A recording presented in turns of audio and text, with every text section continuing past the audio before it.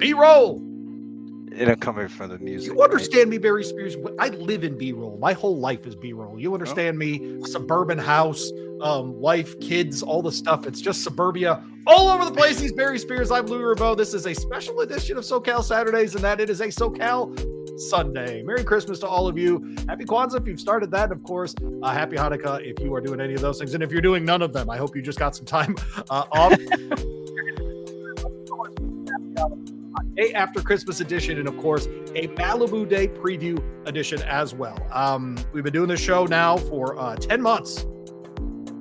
We embark on month 11 of the show. Really excited to keep it going into 2026 as well. Barry, did you get the PS5 for Christmas like my 13-year-old did? Absolutely. Absolutely. Why you lying to all the people here? What are we doing? No, I in fact, when I was handicapping this card, and I know you saw because of the show sheet, I had to stop. Little half and half. Yeah, I had to stop in order to get the games onto the system so my daughter could play, because I'm the adult account and the child account, and yeah, man, a lot of work. It is a lot of work. I did not need that today. I apologize. We start the show by going inside Mind of Spears. That's not what anyone wants to do ever. It's just a terrible idea. We will now leave the Mind of Spears, including about Christmas, for the remainder of the program. 11 race card, a ton of graded stakes here. Barry, is there one in particular that you happen to be looking forward to? I got to tell you, there are a couple of turf races in here. The American Oaks, Shrug, and the La Brea. If someone's like, yeah, I've got a really strong opinion in the La Brea, God bless them, because I don't. A couple of really, really good ones. In that case, and frankly, this is as salty a Malibu as I can remember. I know it's Baffert heavy, but man, a lot of good 3-year-olds. Yeah, I mean, all the stakes races are really, really interesting. The pink eye, even though it is a little lopsided, I in there that easily could win. Yes, I still want to see Nisos. I like to see that horse run. He's super fast and very impressive. And then I thought the La Brea was really tough and should be a really good race as well. Yeah, it should be a lot of fun. He's Barry Spears. I'm Louie Rabaut. We're presented by Amwager. And boy, if you haven't checked out that platform and you're going to be betting on Malibu Day, boy, do I have good news for you. 100% deposit match up to $150. Just go ahead and double your bankroll for Sunday. If you haven't checked them out before, Amwager is an online betting platform designed by horse players for horse players, delivers speed, power, all the top tier features like predictive true odds and conditional wagering as well. So if you are placing a simple win bet or anything up to a pick six, go check them out at Amwager. They give you the tools to bet smarter. Again, 100% deposit match up to $150. You need an edge. Go check out our friends at Amwager, amwager.com, for all the good stuff going on with them. And of course, you can find my column tomorrow. It probably will go out Sunday, actually, ahead of the Malibu at the Sporing Tribune as well. It's also presented by our friends at Amwager. Barry, you ready to go? Absolutely. Always. Excited to go on this one. We start, of course, with race one. If you're new to SoCal Saturdays, maybe checking us out for the first time because it is Malibu Day. We go through the entire card wherever they're running on Saturday mornings in Southern California. Of course, no Saturday racing this week with all of the rain out there. Hope everybody's safe, by the way, but certainly excited to get back at it tomorrow at the Great Race Place. Race one is a maiden special weight for fillies. They have to be 2-year-olds in this one, and it is a mile on the turf. Barry, when I think racing in California, I think mile on the turf. Who you got in race one? Yeah, interesting race. Some first-timers, some lightly raced horses. I found that there wasn't a whole ton of speed in there. And I ended up landing on number 4, Island Home, for that reason. Looks to be the speed of the speed, should control this pace up front. It's real kind of a crapshoot what you get behind that horse. So it could be anything, because this race is really wide open. And I just think the 4 has a slight pace advantage. So we'll go there. Goes to the 4, Kazushi Kimura rides. I think this one's obviously live. This is a Michael McCarthy kind of special, about 2 months off into that sort of race in this spot. You went to the 8 after that in Chairs Coin Jose Ortiz in to ride for the day. Yeah, I kind of figured the 12, who is probably the quote unquote horse to beat, Ramayana, just drew terribly in this race and might have a tough time with that post position. I thought the 8 ran a pretty decent race behind that one last time. Gets a favorable post position, reverse the order of them. Yeah, 4 and 8 for Barry on top. You then went to Ramayana In the 12 spot here, any concern about an outside post here, Barry? Yeah, always. Yeah. That's a really tough post. Young horse, the whole Yeah. nine. They really have to make a She's been decision on. competitive though. Yeah. Very. Yep. And I don't think that's going to get lost here. I think the horse is going to show up in the picture. It's just a matter of where. But they'll have to make a decision on whether to try to force the pace or drop back, and that's never a good thing where you have to kind of do that sort of thing early. Could get caught out wide. I thought that kind of diminishes their chances just slightly. Yeah, it's an interesting setup for this race here, Barry. You mentioned the 12 on the outside. I think if the 14 draws in, that's one you've got to watch. A fair amount of buzz for a first timer for Michael McCarthy. When you and I started doing this show, Barry, Oh he no. was winning at 4% with first timers. That's up to 7 in just a short amount of time. And this is a guy who starts a lot of horses for the first time. And so the sample size is really, really large to watch him creep up that much. It's not that he's 3% better. Frankly, he's about 45% better than he was at the beginning of the year from point to point. In this one, I landed on the 8 here. You and I, same top two. I went 8-4 instead of a 4-8 in this one, but the 2 horse stood out to me as a third option here. I read in to ride for the day. Jonathan Thomas here. I think there's a chance Jonathan Thomas has a really big Sunday. I really do. I think he's got several in the stakes that are really interesting, and it probably you could be part of that day. At Keeneland last out at 1 1/8, frankly, just too far. Before that at Colonial at 1 1/16, tough company, was charging at the end, but we get back to Southern California with this one.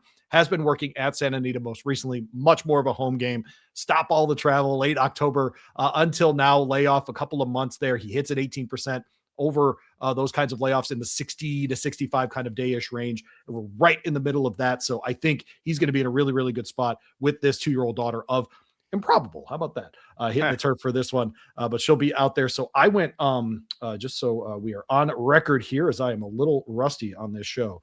I went 8, 4, and 2 in race 1. Just so I can put that on the screen. We had a very nice man come to our Breeders' Cup seminar and ask me to put these on the screen. So I'm going to keep it up. And if you are watching right now, thanks for coming to the seminar. Thanks for hanging out with us today on SoCal Saturdays. Again, we are presented by Amwager and Amwager.com. Even races mean that I go first. And in this case, another maiden special, but we move to the dirt for this one. 2-year-olds again, but open company here. Boys and girls allowed in this one.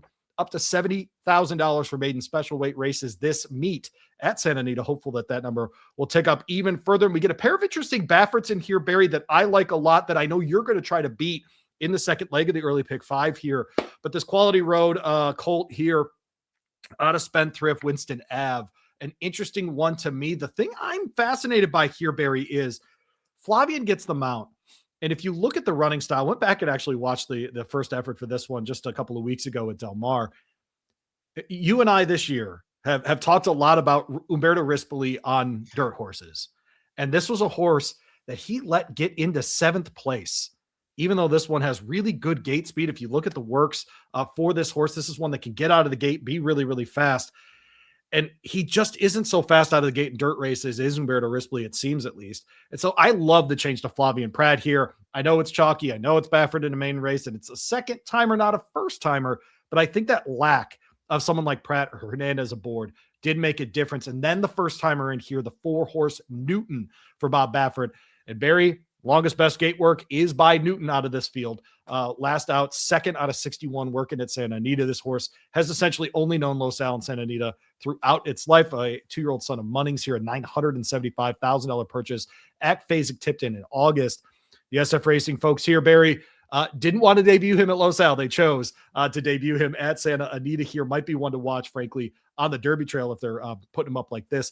And Plagiarist is in here, not plagiarist, but Plagiarist is in here. The 6-horse Abeliscano rides from Mark Glatt. And this is more just what Mark Glatt does really well. We get so many of his best runners, certainly in lower level claiming races, but in this spot here at maiden special weights, up to 15%, huge sample size doing that. And this is one that's going to get a little bit of time off. They've kept it Santa Anita, frankly. 2 runs in the summer, gets back to it here. He hits it 23% off of this kind of layoff. I love the 10-1 number. Frankly, Barry, I think we'll get better than that. I think we'll get 12 or 15-1 on the 6-horse Plagiarist here. So if you wanted to play a longer shot in here, that's where I would go. So I landed 1, 4, and 6. You numerically here, much more less interesting to me. Oh yeah, definitely the old 1, 2, 3. But the old 1, 2, 3. By the way, I want to give a shout out to somebody real quick. Okay. My first editor ever in horse racing was a man named John Shervey. He works for the LA Times. And John told me that he would cover races in Southern California when he lived there in LA. And by the time he would get home from Santa Anita, Los Al, whatever, he would sit down and they'd be running Cal Expo. And he would just box up a 1, 2, 3 trifecta for $3 until he fell asleep. That was like his gambling for the day. And that's all he would do. He would just box up a 1, 2, 3 try. And he said he hit it like a couple times, that sort of thing. But he would just bet the Cal Expo. So shout out SoCal Saturday, John Sherman, LA Times. So there you go. You went 1, 2, 3. Yeah, I thought Winston Ave in the Baffert barn just didn't get a good run of it, like you explained.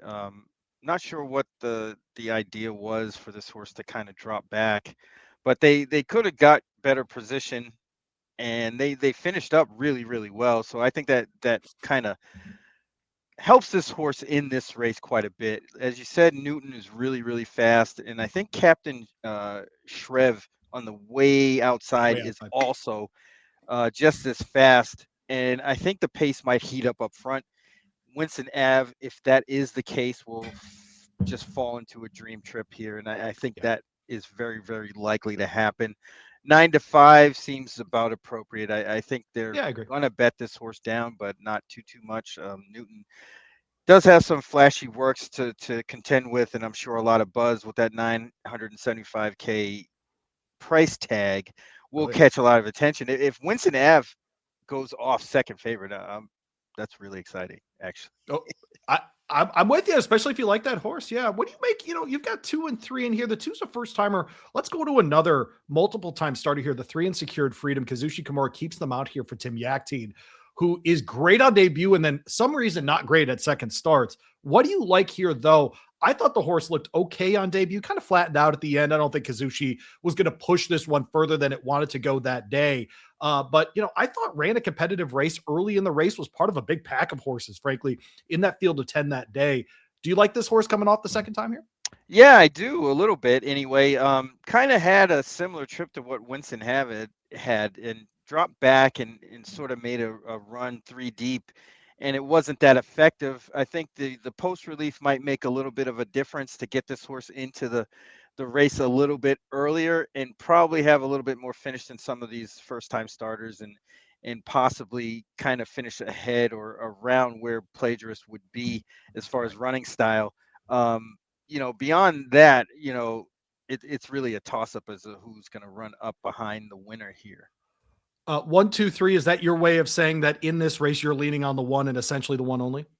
Yeah, pretty much. Okay, so early part of the 2. I mean, the 2 is another horse that I do like. Has good works. I like those steady stream of the last 3 5 furlong works. They're not as fast as Newton's, which actually might help this horse because if they're positionally better than what Newton can get, if they end up getting into a speed duel, Liam Smith might end up falling into a nice trip as well as Winston Ave. So I wouldn't discount that one. Doug O'Neill does pretty good with first time starters. Yes, he does. This horse seems to be working well. So for a horse that was bred and owned by Donald Disney, might be a little bit live. There you go, Disney with a Z. That's exactly right. We'll move on to race 3. End of the early pick 3 here at Santa Anita Park. This is SoCal Saturdays on the Horse Racing Happy Hour. My name's Louie Rabaut. I'm hanging out with Barry Spears. We're presented by Amwager and amwager.com. Go check them out right now. We 100% deposit match up to $150 for new customers live in California. And you can certainly bet all of those California tracks as well. So get in at amwager.com. and go see our friends over there. Race 3 is back on the turf at a mile for fillies. In this case, fillies and mares, 3 and up, which have never won, blah, blah, blah. Essentially non-2 at this kind of level. They're running for $70,000, and the claim price would be $50,000 in this case. And Barry gets to go first here in race 3. Barry, where'd you land? I ended up on number 9, Miss Artois. I thought that race that they ran last time, November 24th, at Del Mar was a really good race. This horse kind of got a little unlucky in that race, lost by a head to Candy Bar, who should have a lot of horses to contend with up front. And I think this race really sets up well for Miss Artois. 10-1 on the morning line is a really good price for a horse that seems to be getting better. Just needs a little bit of a break in a better trip, which I think they might be able to get this time. So we're going to land there on number 9. Number 9, of course, Miss Artois. Tiago Pereira gets the mount here for Richard Baltas. Two of them a solid 17% recently at Santa Anita. Not a small sample size either. You and I, it's interesting. We have the same second and third horses, but very different on top in race 3. So I'll go ahead and talk about number 5 here.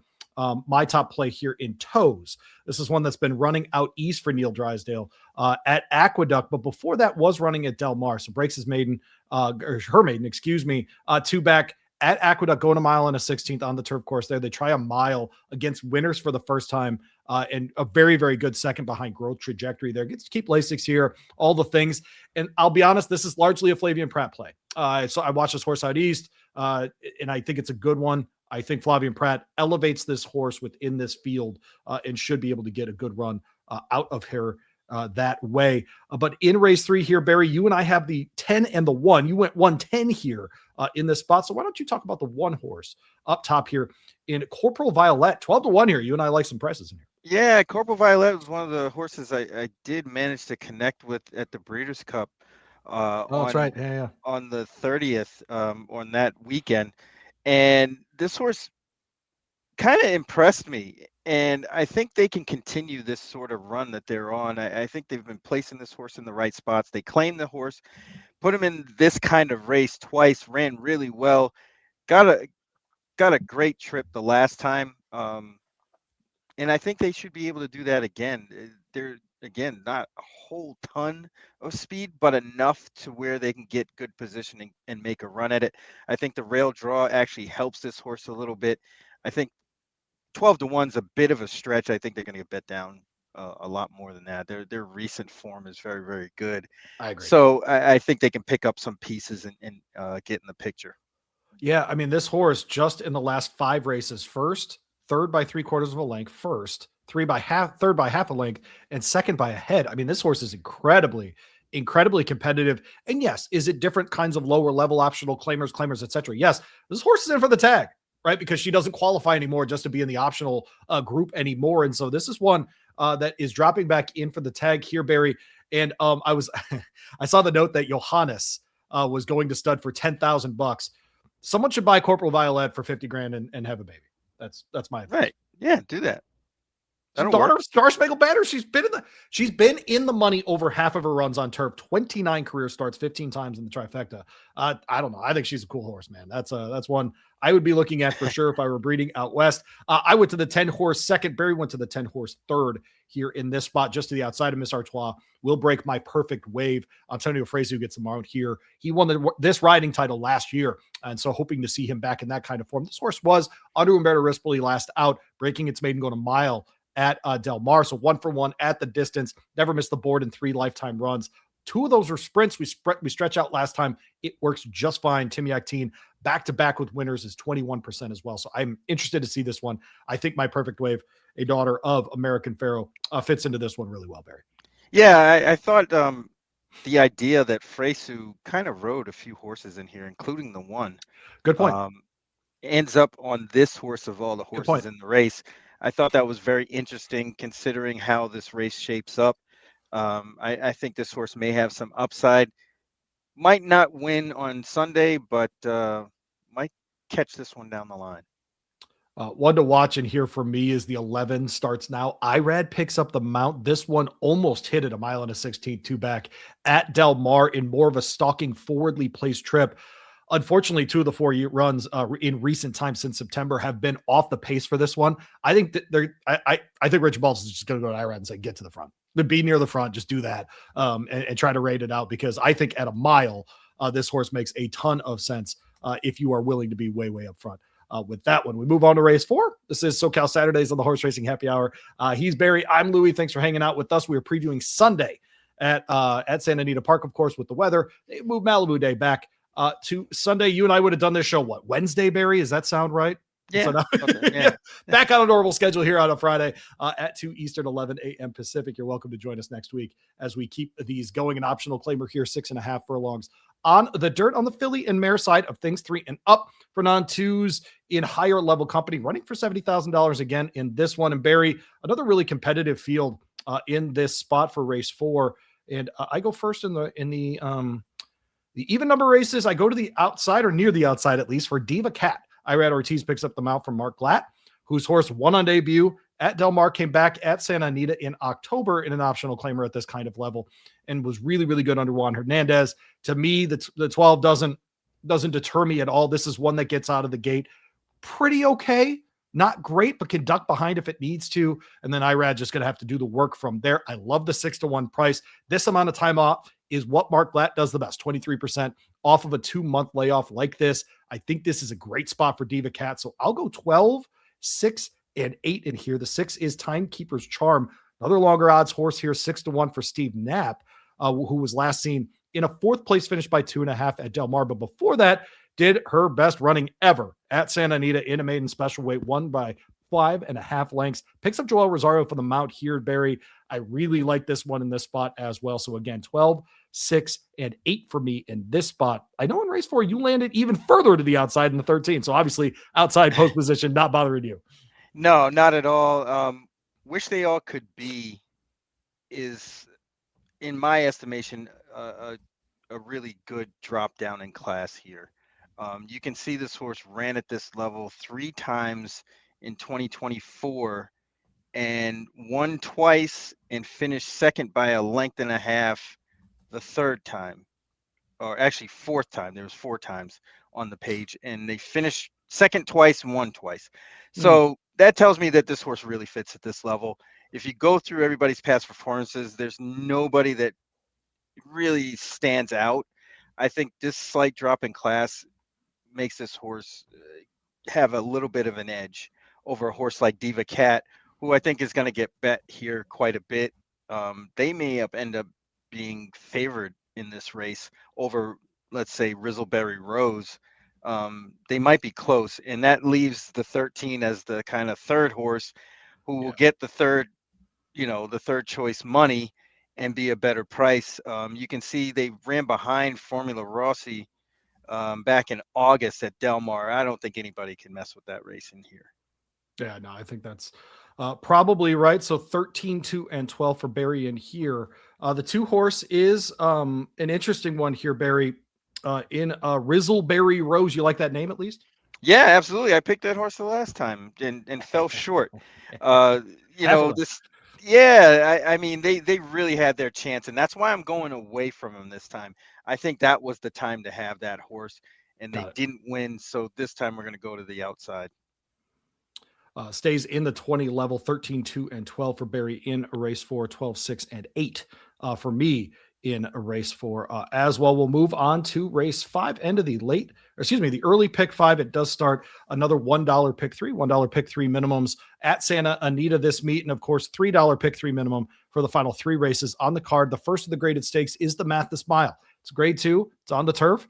It is $200,000, and it is for 3-year-olds. Lots of 3-year-old stakes on the card, of course, on Malibu Day, one of the great traditions in Southern California. And we got a lot in here, Barry, that could absolutely upset the apple cart. I listed 4 horses here for my handicapping. There are only 7 in this field, Barry. Where'd you end up landing? Yeah, I honestly think any one of these horses can win. It's funny because these horses are really kind of coming into their own. And I think we're going to see a lot of these horses kind of step up and be a force in this division next year in the miler on the turf, especially out west. It's not the most competitive of divisions, but there's some good horses out there, and this race proves it.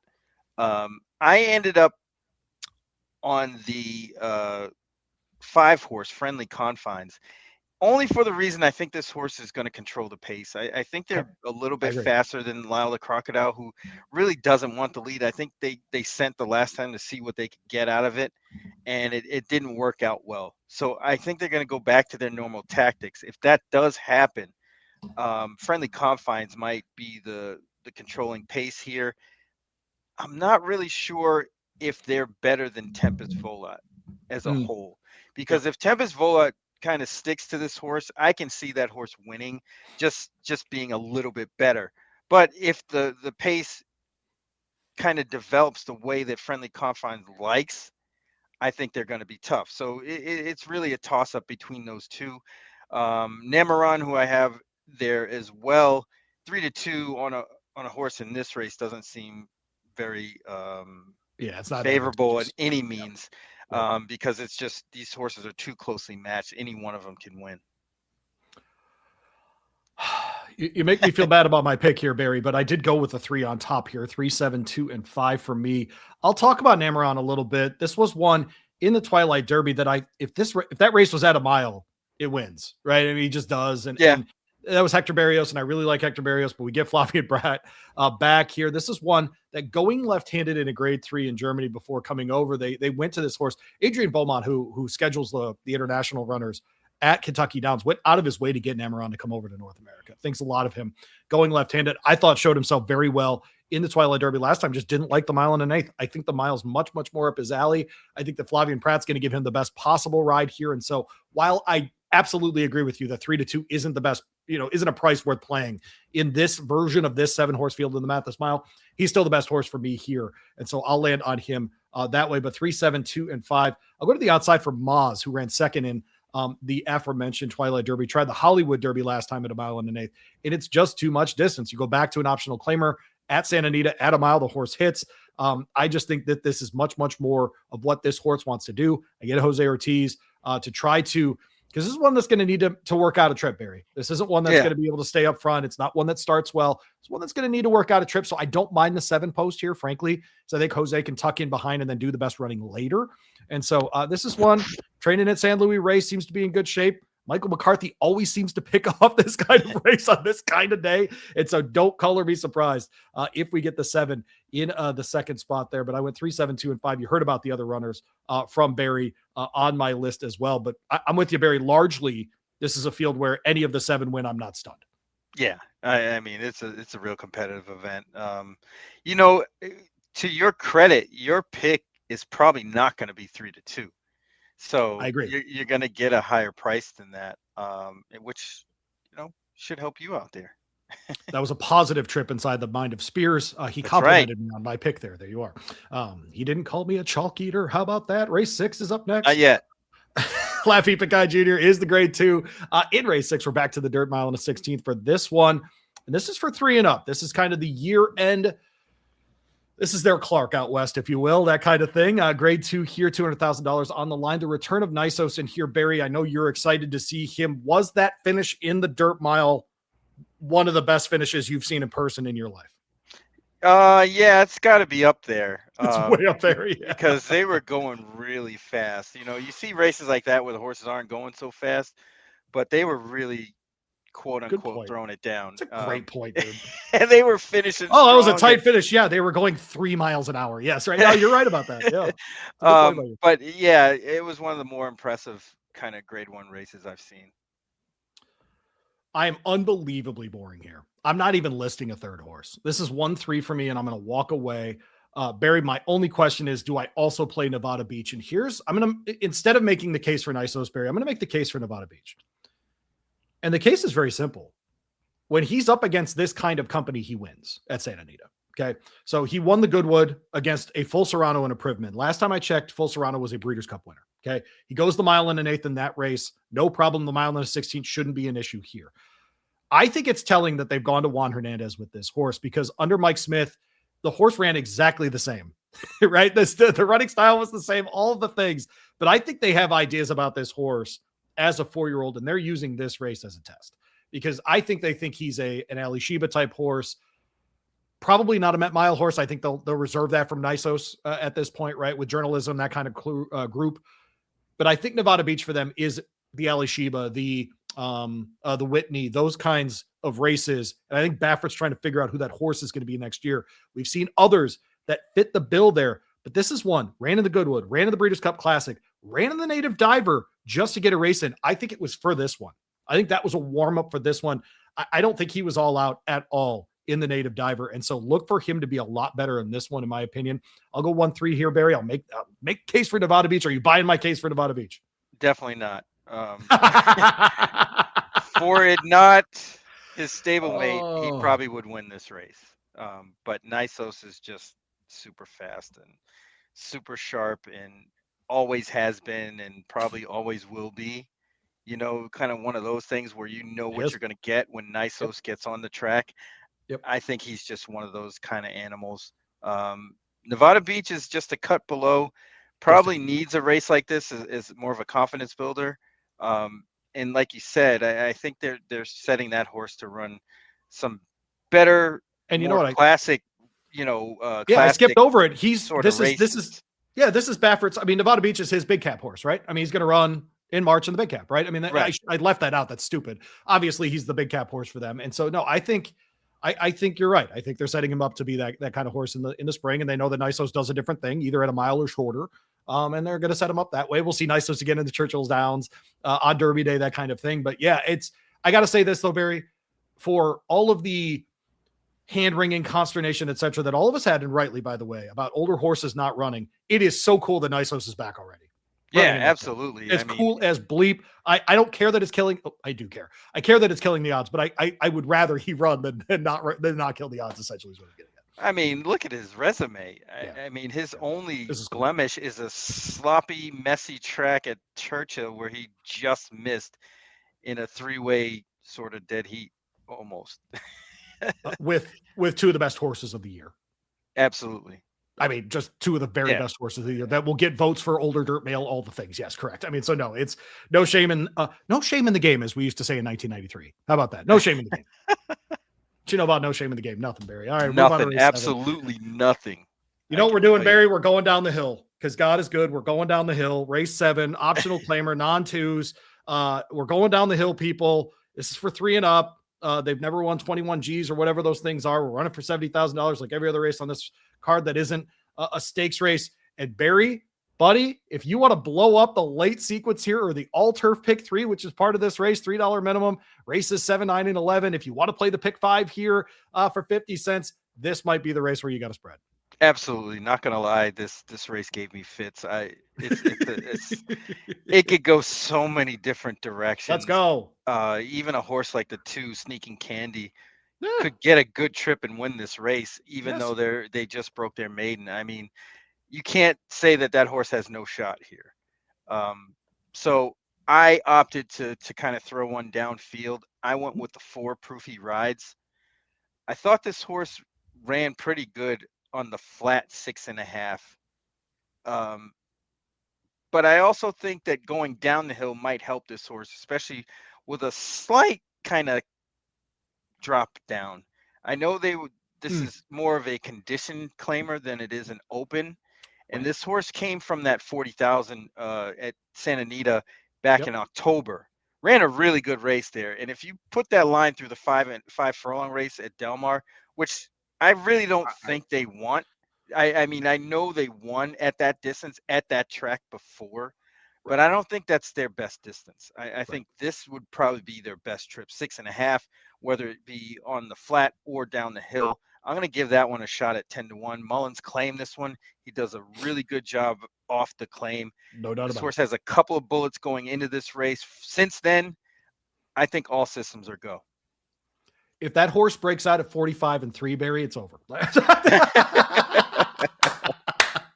do it. Probably right. Come on, Jeff Mullins, get it done. Let's go. Little Kyle Frey. Kyle Frey has been aboard this horse many times, including a second, first finish with this one at different distances. But I'm with you. I think this horse wants more than 5 furlongs. I'm totally with you on that. A horse never been worse than second at Santa Anita, by the way, in Proof He Rides. So it's not as though Barry is picking one that is completely out of left field. One that we both like is the one will break from the rail. And the rail down the hill means a lot less, Barry, in this case. But Anmer Hall for Peter Urton won his last 2. And look, just a 6-year-old that they figured out what this horse wants to do. And this is the distance. They're happy going down the hill. He's 4 for 6 doing it. Antonio Fresu keeps them out. A little bit of time off. They keep this one essentially running in these kinds of races at Santa Anita. They're going to pick off a ton of checks this spring. And so look for this gelded 6-year-old, almost 7-year-old son of Palace Malice. I've been saying that name, Palace Malice, a lot this week. Yeah. Pink's what am I doing here? Minx Palace, excuse me. One up at Turfway over the weekend. It's just a little Palace Mouse talk around here. I'll tell you what. But I went to Amner Hall on the inside with the 1 horse that I went to the 3. And Winning Patriot, Ricardo Gonzalez gets them out here. And Barry, I'm using an angle that you like, which is if we're going down the hill, go ahead and take a miler rather than a sprinter. Right. In this case, this is one that's won at a mile twice and has only ever tried the mile on the turf. Began its career at Santa Anita, where the horse has won and has a second in 3 lifetime attempts is 2-2 wins and seconds over 6 times on the turf in his career. I just like him, man.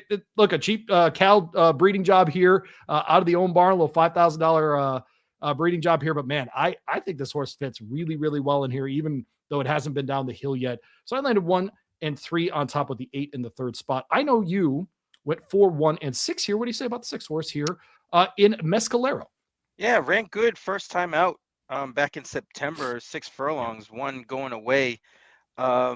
Then ended up in the Let It Ride, which I think was I looked at this horse for like 2 minutes, Barry. Go ahead. I'm so sorry. I couldn't. This was one I wanted to throw in, but couldn't. Go ahead. I'm totally. Yeah, I mean, I'm with you. That's why I have this horse in third spot. Yep. Because it could go one of 2 ways here. Either this horse does not show up at all and kind of did what they did in the last 2 races on October 30th, November 29th, or you're going to get a horse that makes a nice move, a middle move, and get in the picture. And I think that's totally possible in this race because it's hard, beyond Anmer Hall, it's really hard to predict what these other horses are going to do. Totally agree. Yep. Anmer Hall, you kind of have to have on your ticket because of the fact that this horse has a good record going down the hill and runs well at Santa Anita in general. Beyond that, it's really a crapshoot, and why not a horse like Mescalero with a trainer that does these kind of things, with the muddied up form. I think this horse was always meant to be a turf sprinter of some sort. Maybe down the hills they're, kind of to their liking. Why not? At 15-1, might get a little less than that, but still should be there. I think if this horse runs and takes to the downhill turf, they'll be fine and get in the picture at a nice number. The fact that Mirko de Muro's number is up to 16% for the year in North America speaks to how much better he's been riding. Frankly, no, once he got to Del Mar. I think he had some bad luck, honestly. I think that's certainly part of it. There were a lot of second and thirds in his numbers for sure, but the win percentage has really kicked up. I'm telling you, Barry, I stared at that horse for a couple of minutes. I got to say, it's not Mirko that did it for me. It's Richard Mandella, and that guy has a great sense of what his horses will figure out, route to sprint, going turf to turf.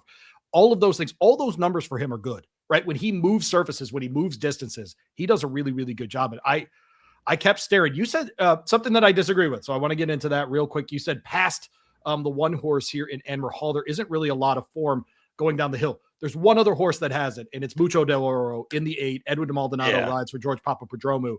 But this is one, if you wanted to make the case, Barry, that isn't the same as it used to be, that would be the case. It's not that the horse can't go down the hill. It's that it isn't the same horse. Now, I thought in the Eddie D ran just fine, just wasn't as fast as a Reef Runner or a Yellow Card or Serrano Sky, those kinds of horses. Running fourth in that group to me, not a major negative, especially getting into this kind of company. But that 5 furlongs at Del Mar last time, to me, feels like a setup for this one. So I'll use the 8 in my sequence as well. Yeah, 0 for 7. Speed horse that's setting the pace. I really couldn't back that one, especially with other horses that are cutting back in distance that might have some kick to kind of bury that one in submission. Plus, Winning Patriot will probably have to get involved in Sneaky Candy. One of those 2 might have to get involved early. I don't know if that's the best thing for Mucho de Oro, especially on a horse that's kind of backing into this race. Last year, this horse would probably be favored. Must include, yeah. Yep. But this year is a whole nother story. But you never know. They could reverse form. All right.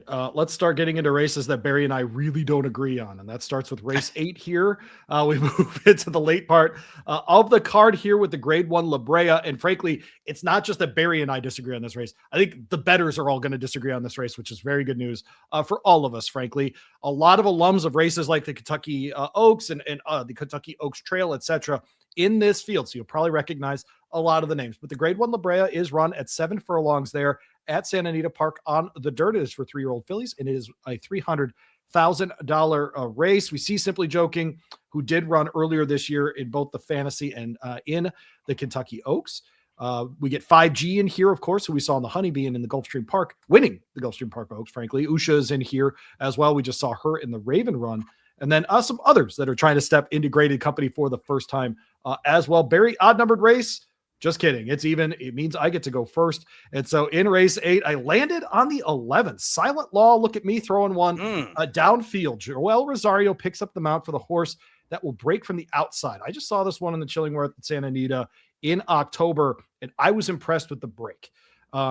It got to be a little bit too much by the end, but I think that this one is set up to do what it wants to do in this spot. You get Bob training this one in that pattern that we see with his very best 5, 5, and then 6.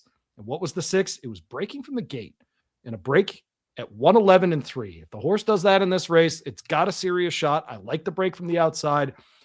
The Tisla laws have been interesting, Barry, the kids, and a lot of them have moved to the turf, for example. I am interested to see what Bob ends up doing with this one, because I think this one, was in the Santa Anita Oaks, was competitive in the Santa Ynez before that. But I don't know that they know what they quite want to do with this one, who was much better, frankly, as a 2-year-old than she's been as a 3-year-old. I think this gives her a chance to kind of save her 2025. So I'll go to the 11 on the outside. In a Silent Law, I should probably put my picks up for this one. 11, 2, and 10 for me. Then I'll go to the 2. So there she was at 15-1, because that's what I think of the La Brea this year. This one was in the Mother Goose last out, going 1 mile and an 1/8. But before that, won at 1 mile and a 16th. It was second in the Torrey Pines at 1 mile under Antonio Frazio, who gets the mount here. This horse was last seen at Santa Anita as a 2-year-old in May of 2024. First time ever. Immediately, Doug O'Neill moves this one to the debutante. But Barry, look at these works. Look at these works. This is a horse that is ready to go. I thought she was competitive, but not great in the Mother Goose. 1 mile and an 1/8 at Aqueduct compared to 7 furlongs at Santa Anita is 10 times the work. But he thought enough of her to ship her all the way to Remington Park. Had Ramon Vasquez aboard, all the things. Right there in the Torrey Pines, behind Almond Joy, who I know you think a lot of as well. I get 15-1 here, and all the horse has to do is run well once. Give me that combination, man. So I'll go outside. I'll go inside 11, 2, and 10 here, Barry. You landed 8, 9, and 1. We couldn't be more different. What do you like about the 8 horse here? Another one. How about this? Riley Mott shipping one out west. Jose Ortiz rides her laugh. Another one that we saw on the Oaks Trail earlier this year. Yeah, well, if you look at the horses that this horse has lost to, La Cara at Tampa Bay Downs, who completely ran away with that race, and Good Cheer in the Fairgrounds Oaks, who came back. Even the second and third place finishers out of that race have been very good since. Comes back off those 2 losses to run against Moda at Churchill and finished a good second. I think that sets this up horse very, very well for this race. And I want to speak on the Bafferts really quickly. Sure. I think at this stage of the year, obviously the end of it, you have these horses in his barn, these 3-year-olds that have more than 6 races total. I think what has happened is those horses aren't very good. Even the ones that are running in the other grade ones and longer distances. I think right now is when you see those other Baffert horses that are lightly erased, who may have had issues earlier in the year, are probably better. Got it. So I'm going to fade him in this race completely. Okay. I don't like the 5. I don't like the 11. The 8 stands to get a good trip. Formula Rosa seems to be the best horse. I think that's but fair. Has to prove it. Yeah, I agree. This is a grade 1 company. They're going to have to prove it, especially against a horse like 5G, who's very, very fast as well. Should be heads up. But the 1 horse, Simply Joking, really kind of piques my attention. She's because talented, of the fact, she's very talented. She's talented. Gets into the Michael McCarthy barn, and I think he figured out that this horse is a sprinter. And I enjoy the cutback. I know they ran pretty well to a really fast Hope Road last time, but this cutback makes a lot of sense, and they should get a really, really good trip. I don't know about 20-1, but this horse should be higher in odds than a lot of these horses. Not 20-1-ish. I would say more like 12-10-ish. And that's okay in this race. And I think that might be the thing. There's situations where I would put this horse on top at 10-1.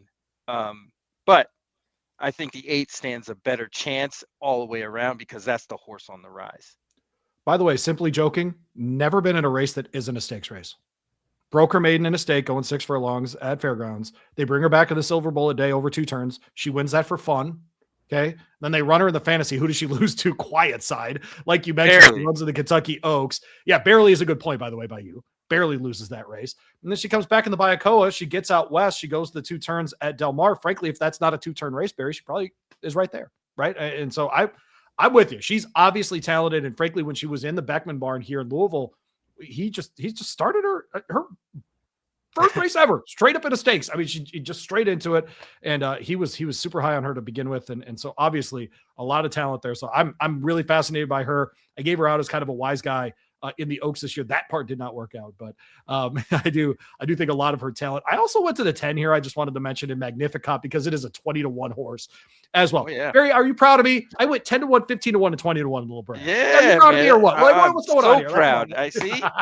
That's your New Year's resolution. No chalk. You're gonna drop the chalk. No, I'm gonna go back to the chalk as soon as it hits 2026. But anyways, I'm kidding. Magnificat's in here. Daughter of Omaha Beach. We're seeing those start to pop up all over the place. This horse has never been outside of a photo finish essentially in 3 races and won 2 of them. And you talk about late developing horses, Barry, right? What if she's it? Didn't start until August, right? End of August, 29th of August at Del Mar, gets the 1 run in at Santa Anita over 6 furlongs, goes ahead and wins that one from just behind the leaders, right? Comes back, is neck and neck with Artisma, who's in this field, and Brilliantly, who's in this field, goes ahead and actually wins that one. Young fillies, Barry, give me the ones who win. Just give me the ones who win. I'll take it. This is a spendthrift filly. 20-1. I love this race. So I really hope I'm right. 11. What was my numbers? 11, 2, and 10. Let's go. Wrap it up. That'd be the trifecta of the century if I hit that thing. But no, it's I think Demiro's writing better, and I just the works on this one makes sense. I get Mandela, who really knows his bleep. He wins graded stakes all the time. I don't know, man. I think the longer shots in here are worth taking a serious look at. Let's move on to race 9.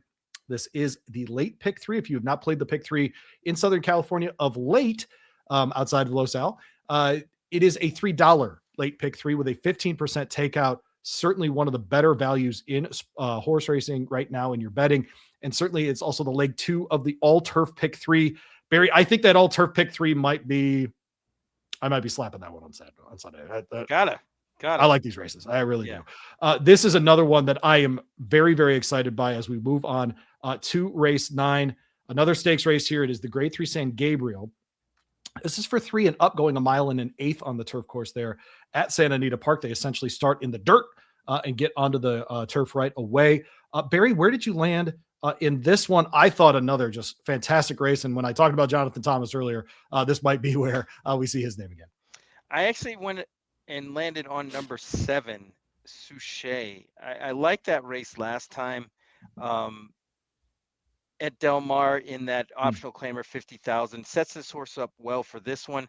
I think they might get the same kind of trip they got the last time. They're really, like, if you kind of sift through a lot of the horses that are in the inside, like Twirling Point to me doesn't really have a shot.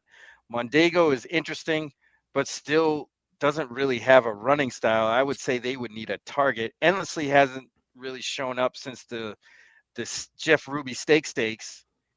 I kind of eliminated those horses and had at it with the others. Cabo Spirit, I like that horse. I want to like that horse, but I don't think they can wire this field. So that kind of left me with Suchet and Stay Hot. And I think I've seen enough of Stay Hot not winning to put me on Suchet. And that's really how I ended up on Suchet. I like that last race. Rosario stays aboard, obviously, for Sadler, which isn't like the greatest combination in the world or somebody that you would think of, but he wins quite a bit for him. Oh, they're really good together. Yeah. So, it's just awkward because Joel's on the East Coast and he's out West, but when he's out there, when he was out there before, when Joel Rosario was based out there, he was winning a lot for Sadler. So I know the confidence is there, and I think this race, at least the pace scenario, everything kind of checks out for Suchet to run really well.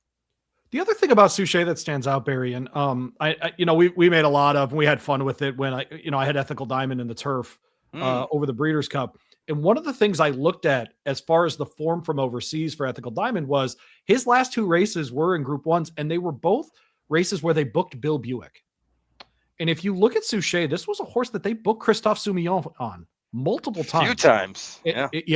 Just a couple, eh? And so that's one that we saw Christophe come over and be really great in the Breeders' Cup as well. I tend to, use that as at least a data point when horses are coming over from Europe. Who did you bother to hire to ride this horse when you were overseas? What did you think you were going to be able to do? And this is one that ran a lot going right-handed, but does have a really good show going left-handed in the Prix Tantième. And then, of course, as you mentioned, since being in North America, has been running really well. And if you look at the works, Barry, I think this horse works like an American horse now. It's fascinating, yes, right? These absolutely 59 kind of works on the Tapeta there at Santa Anita. And so this one seems to have adjusted. I wonder if there wasn't just a bit of an adjustment period. This is now race 5 in the barn since mid-July or late July, excuse me. And so I do wonder if there isn't a bit of that. I have this horse second in my handicapping. So I just don't, I'm just worried about this horse being too far back. That's really my problem. I mean, you can see. Will Joel let it do that? I mean, that's been his MO just not an option recently, but I hope he gets the kind of ride he got in the last 2. If they get that kind of trip, they'll be fine. If they get the one they got in July, not going to get it done here. Barry 7-4. I'm 4-7. Barry went 7-4-8. I went 4-7-3. And Barry, this is he's going to do it at some point, right? Pick. You would think. Endlessly. I want to like him. I think he was very talented, but somehow Barry, he just lost his way. He did lose his way. Crazy. On the Derby Trail last year, this horse was a monster. An absolute monster. Goes up to Golden Gate, wins the Camino Real, comes to Kentucky, wins the aforementioned Jeff Ruby Stakes, and is just rolling. Ownership, the Ammermans want to have him in the Derby, so they do it. I don't blame them for that. But since then, Barry, you're right. He just hasn't been the same guy at all. And I am doing 2 things here. I am trusting the connections and McCarthy and Rispoli, and I've also I just know this is a good horse. He just isn't getting it done right now. They're taking the blinkers off. They're at least trying things with him. Maybe he does need to look around a little bit while he's there. And I do think the mile and an eighth is a little bit better for him than, say, a mile and 3/8, etc. I think the Manhattan was his best run this year, and that was at a mile and an eighth. That was at Saratoga. And so I'm hoping he'll get back to some of that form. I think if he runs like he did in the Manhattan, but a little bit better, I think he's got a serious shot here, Barry. The 8 horse, though, on your handicapping is Astronomer. And I'm just going to guess you're not picking this one to win, but boy, this guy likes to hit the board, doesn't he? Yep. That's really it. He shows up in a race like this, and he shows up in 3rd or 4th at a decent price, makes everybody happy with the trifectas, and I think that's going to happen again. There you go. So 7-4-8 for Barry. I went 4-7-3 in race 9, second leg of the all turf pick 3, and certainly the first leg of the late pick 3, $3 minimum on both of those wagers. Cannot suggest them enough out west. Only a 15% takeout. Always watch your takeout, and always use our friends at Amwager at amwager.com. Go check them out right now for a 100% deposit match up to $150. Hanging out with them all year. Really appreciate the folks at Amwager. I think we're ending our 3rd year of hanging out with Amwager on the program. Really appreciate them being part of the happy hour. Even number race is race 10. It is the Malibu. We call the day Malibu Day, and here we are. The grade 1 will be race 10, 7 furlongs on the dirt, 3-year-old colts in this one, and $300,000 on the line. Barry, let's do something very awkward. Uh-oh. 3-year-old grade 1s. Where does the Malibu rank for you? It's pretty high. It's got a lot of good winners over the years. Yes. Okay. It's just gotten watered down because of the Breeders' Cup, because usually everybody tries to fire for that race, and this one sort of gets forgotten sometimes, because sometimes the horses actually do well out of the Breeders' Cup and they'll end up in the Malibu. But this year we don't have too many Breeders' Cup participants, but this is a really stacked up race and bodes well for what's going to happen in the new year in this division. the fun part too, Barry, is it's a mix of horses that have accomplished something this year and those that you mentioned earlier that are on the rise, right? That are figuring it out a little bit later in their 3-year-old seasons. That's something that we anticipate this time of year. But this is Louie's Baffert play of the day. We have had to include this as part of the program because I started to do this unfortunately, but I went 9, 8, and 5 in here. I went Baffert, and Baffert. I landed on Barnes on top here. We just saw him win the Perryville by 734 combined lengths under Jose Ortiz, who is making the trip for this one, a son of Into Mischief. This is one that I think they wanted to be the San Felipe horse. They wanted to come out of that San Vicente in January and maybe even be their Kentucky Derby horse. And they discovered that that's not what he does, Barry, and that 7 furlongs is probably going to be his life. I think Barnes ends up in this race. And then I think we will see him in races like the Churchill Downs. I think we'll probably see him in a race like the Met Mile. And so give me him on top. I'll go with with Barnes on top. We'll save goal oriented for later. Cornucopian breaks next to him from the 8. Flavian Pratt is aboard. This is one that we saw at Aqueduct last out. Ran before in the Arkansas Derby at Oaklawn, but I'm largely going on the works and the connections here. Taking the blinkers off, trying a little bit of an equipment change. That is a hugely positive return for Bob Baffert, taking the blinkers off, making that kind of equipment change. Plus I get Flavian Pratt. So give me those two. I'll go 9, 8, and 5 in here. The 5 horse is another Baffert. That is Midland money. Juan Hernandez up means that I pay attention. They're throwing the blinkers on for this one. Clearly want to be closer to the start of the pace. This is one that had the lead in the Jerkins for a while under Joel Rosario. So obviously has enough class to be there at least in the early stages of the race. So give me the Baffert triple of 9, 8, and 5 here. Barry, go ahead and tell me why I'm wrong. Who's the 10 horse? Just the other Yeah, I went the same way. I picked 3 Bafferts as well, but I went to the outside with goal oriented. I wish they would have went to this move earlier and cut this horse back in distance. I think this horse is super fast, and they just need to let this horse roll. The outside post is actually pretty good too in this race. I agree. And honestly, again, this is why I'm fading the other 2 Bafferts, Medicat Road, and his other horse, Cornucopian. I just don't think they're that good. Yeah. Okay. I just don't think they're that good. I especially Medicat Road. I think that horse is just plainly overrated. Really hasn't done much in his career, and probably won't be around in this one. 5-1 is awfully generous on the morning line. I mean, they may get bet like that, but I certainly doubt it. And Barnes, for a reason this year is what you're saying. Yeah, it just hasn't gotten it done. And Barnes in that last race in the Perryville, I thought Captain Cook was just not very good. Owen Almighty probably wants to go a little longer than 7 furlongs, but I just think that race wasn't all that strong. Okay. So that kind of ended me on goal oriented and or Midland money. Both of these are horses that weren't around until late in the year anyway. And who do you think of the Bafferts is the longest odds by the time we get to the gate? It's got to be Medicat Road. I mean, that horse buyer Irad though, dude. Yeah, that doesn't matter. Okay. This horse really isn't that fast, and I think they know that. You can see when they lost to Citizen Bull after winning in the maiden special, it just couldn't compete. And you see how those two never ran together. I mean, not for nothing, Citizen Bull had been out for a lot of that period, but just I don't really think they know what Medicat Road strength is as far as distance. Is he 7 furlongs? Is he 6? Is he a miler? Is he longer than that? I mean, I'm sure he can do all of those things, but it's just a matter of against whom.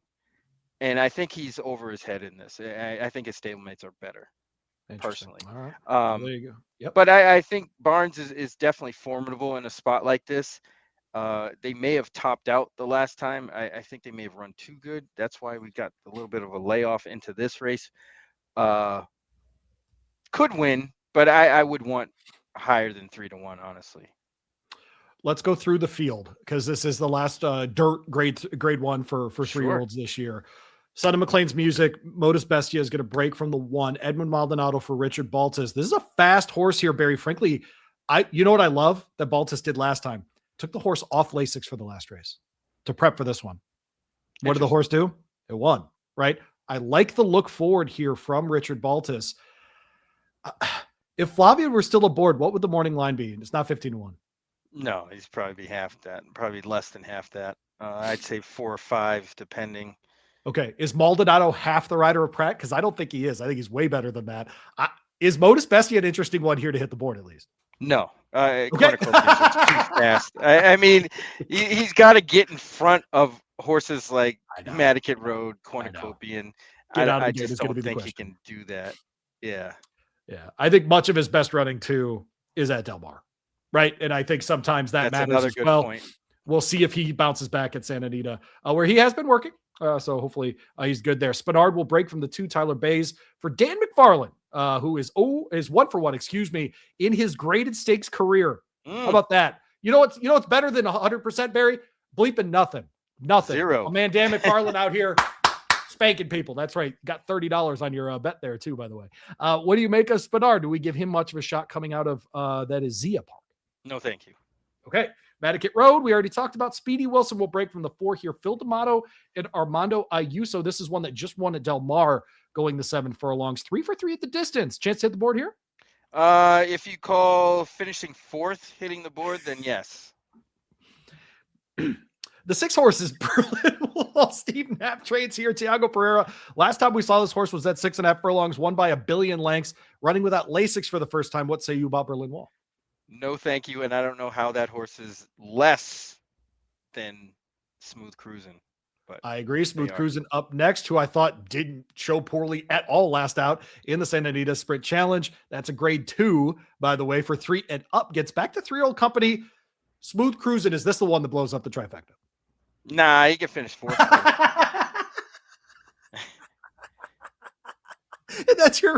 That's your run through the Malibu field. There you go. That's pretty much it.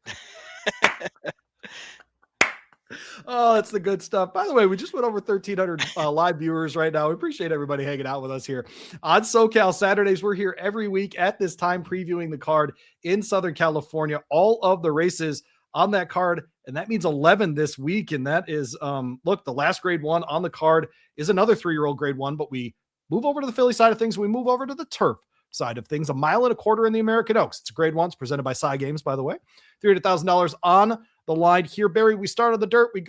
Start on the turf, go to the dirt, get back on the turf for this one. And buddy, just a fun field here. You and I landed on 2 horses that are the same in the top 3, but we landed on different ones on top here. Odd number race means you go first here, but there is a very interesting horse in here in the 10 horse in Atzala. What do you make of her chances here? First time in North America. Honestly, I think this is probably the horse that I like the most on the card, and the horse that I think is the most likely winner, which is great because it's the last race of the Turf Pick 3 and the last race on the card. So I think that this horse kind of lays over this field. You see, they lost to Cinderella's Dream back in the summer. That race, even though they finished 6th, it would probably beat this field easily, along with the other group 1s that they were in and just didn't run as well. Lost to Fallen Angel 3 times, Cinderella's Dream, Lake Victoria, who won a Breeders' Cup race. I mean, I just don't see how this horse isn't the goods in this race.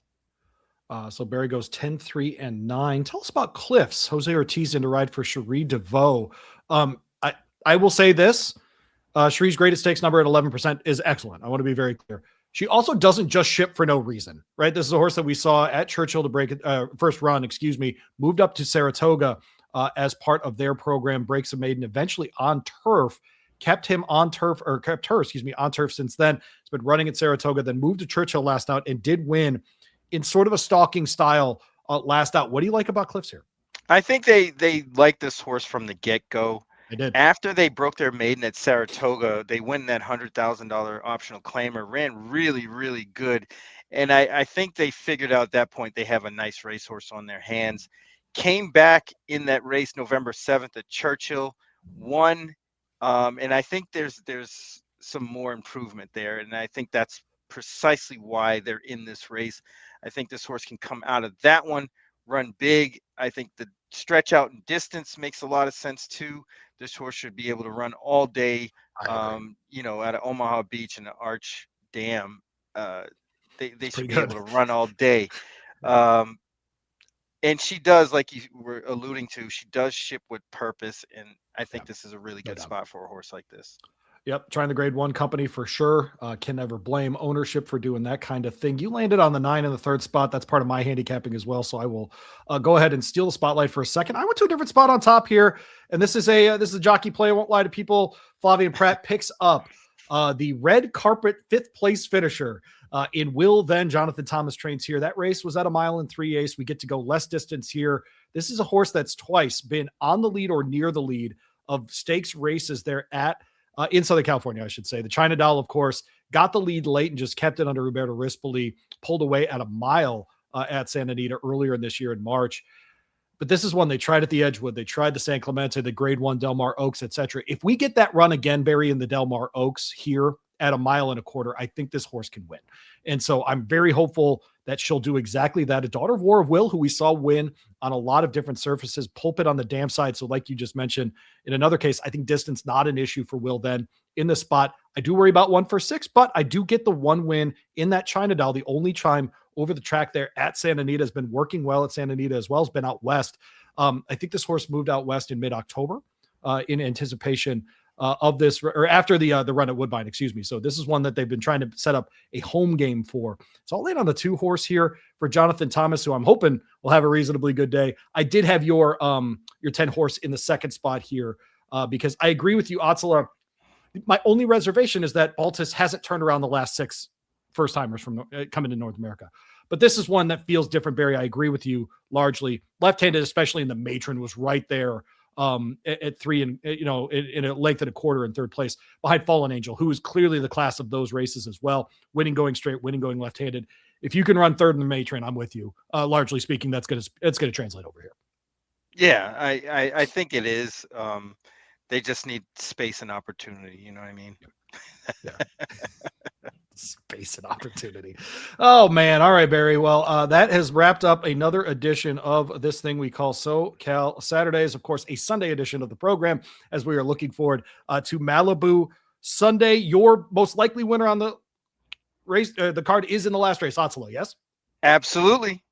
Okay. I will go with Nisos as my most likely winner on the card. Boo, chalk. I know my horse is going to be chalk too, but Nice is going to be like 1 to 9. Your chalk is slightly chalkier. I'm better than you, Barry Spears says. That's exactly I did. I said That's exactly what you did. New Year's Eve, when do you go to bed? The same time I normally do, like 9:30, and I'll probably get up at 12:30 and make a noise and be like, "Oh, I just missed it." Yeah, let me show you what we trail and go back to sleep. So we have a joke in our house that we do Argentinian New Year's. Ooh. Because if you look at the clock, Buenos Aires is 2 hours ahead of Louisville, so I can drop the ball at 10 o'clock. Let's go. Bang. That's old man stuff. Try that. You damn right. I'm telling you, a little Buenos Aires New Year's. Maybe you get out the churrasco. Maybe you get out. I don't know. Maybe you're vaquero for a day. I don't know, Barry. Okay, I don't know I don't know if you're into chaps or whatever you and your lady are into. It's up to you. I could do that. They got something for me, I think. There's no judgment on SoCal Saturdays. No judging. You chap up as much as you want. He's Barry Spears on Louie Rabaut. This has been chap, but no chafing. Avoid the chafing, kids. Lotion up. That's the advice this week on SoCal Saturdays. We're presented by Amwager, even though they probably don't want to. Amwager.com. Go get that sign up match. Not now. No, that's right. No, 100% deposit match right now up to $150, man. Go ahead and double your bankroll for Sunday there on Malibu Day. Available in California, all over the country for sure. And you can bet those tracks in Southern California as well. Beautiful, beautiful website. Go check them out. Amwager.com. Appreciate them hanging out with us every week. Well, Barry, Merry Christmas. Happy New Year, my friend. We'll see you in a week. And hopefully we will see all of you watching in a week as well. I'm Louie Rabaut. He's Barry Spears. Merry Christmas. Happy New Year. This has been SoCal Sunday on the Horse Racing Happy Hour.